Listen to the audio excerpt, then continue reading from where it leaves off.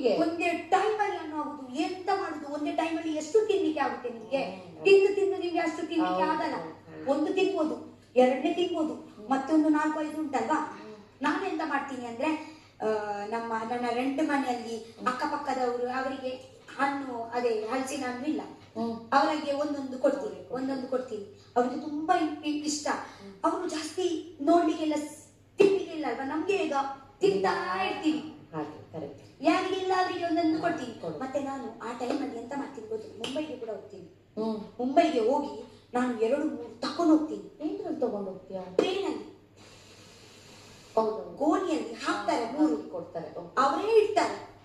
ಅಲ್ಲಿ ಜಗ್ತಿಗೆ ಅಲ್ವಾ, ಅಲ್ಲಿ ಡೈರೆಕ್ಟ್ ಅಲ್ಲಿ ಒಂದು ಕೂಲಿ ಅವರು ಇರ್ತಾರೆ, ಅವರೇ ತಡ್ಕೊಂಡು ಹೋದ್ರೆ ಅವರು ಇಡ್ತಾರೆ. ಇಲ್ಲಾಂದ್ರೆ ಯಾವಾಗ ಕೂಲಿ ಅವರು ಇರಲ್ಲ.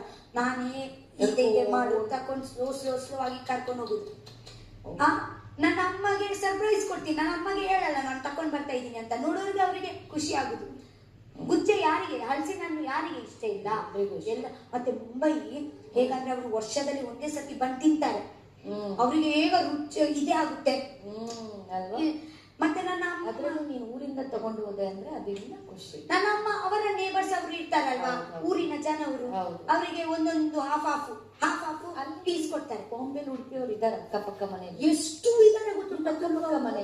ನನ್ನ ಅಮ್ಮನ ಫ್ರೆಂಡ್ಸೇ ತುಳು ಅವರೇ, ಅಲ್ಲ ಕನ್ನಡ ಅವರು ಅಲ್ಲ. ಹೌದು, ಅಕ್ಕಪಕ್ಕ ಮನೆಯಲ್ಲಿ ಇರ್ತಾರೆ. ದೂರ ಅಂದ್ರೆ ಇವತ್ತು ಒಂದು ಸೊಸೈಟಿ, ಓಕೆನಾ, ಒಂದು ಸೊಸೈಟಿಯಲ್ಲಿ ಒಂದು ಬಿಲ್ಡಿಂಗ್ ಉಂಟು.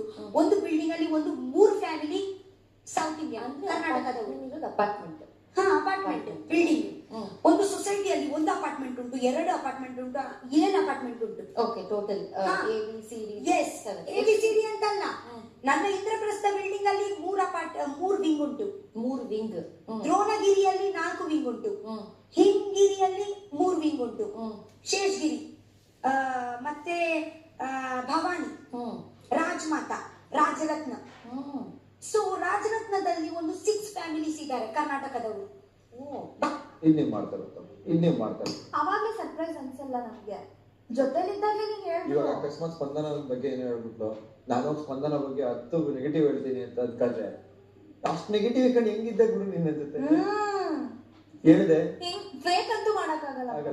ನನ್ ತಲೆಗೆ ನನಗಂತೂ ಇವನ್ ಬಗ್ಗೆ ಏನೇನು ಅನ್ಸಿದೆ ಎಲ್ಲ ಓದ್ಬಿಟ್ಟಿದ್ದೀನಿ.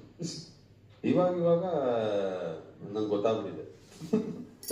ಏನು ಒಳ್ಳೆ ಮನುಷ್ಯ, ಇನ್ನೊಂದ್ಸಲ ಒಳ್ಳೆ ಮನುಷ್ಯ. ಇನ್ನೊಂದ್ಸಲ ಏನ್ ಬೇಕೋ ಅದ್ ಮಾಡ್ತಾರೆ. ನನಗೆ ಮನ್ಸಲ್ಲ. ಈಗ ಇನ್ನೊಂದು ಲಾಸ್ಟ್ ಒಳ್ಳೆ ಮನುಷ್ಯ.